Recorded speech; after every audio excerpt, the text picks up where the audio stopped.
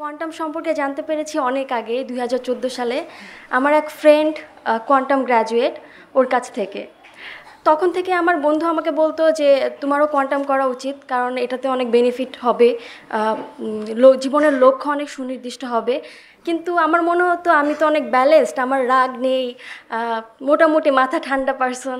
তো আমার মনে হয় কোয়ান্টাম করার দরকার নেই, আমি তোমার কাছ থেকে জেনে বা তোমার কাছ থেকে শিখে হয়তো মেডিটেশনটা করতে পারবো।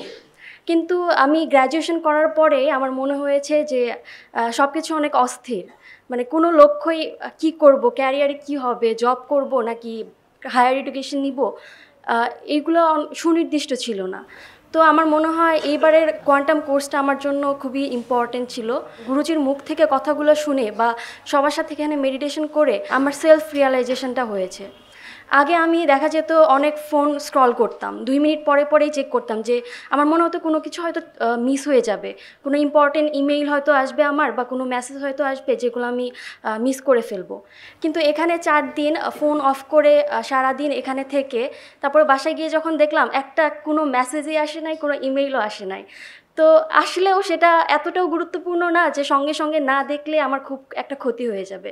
তো আমার মনে হয় আমার মধ্যে এই অভ্যাসটা এই 4 দিনেই হয়ে গিয়েছে যে ফোন না চেক করেও, বারবার ফোন না চেক করেও সারাদিন পার করা যায়। তো আমার মনে হয় যে সবারই কোয়ান্টাম করা উচিত, অবশ্যই করা উচিত, কারণ এটা আমাদের মাথাকে অনেক ঠান্ডা করবে, অস্থিরতা দূর করবে। থ্যাংক ইউ সবাইকে।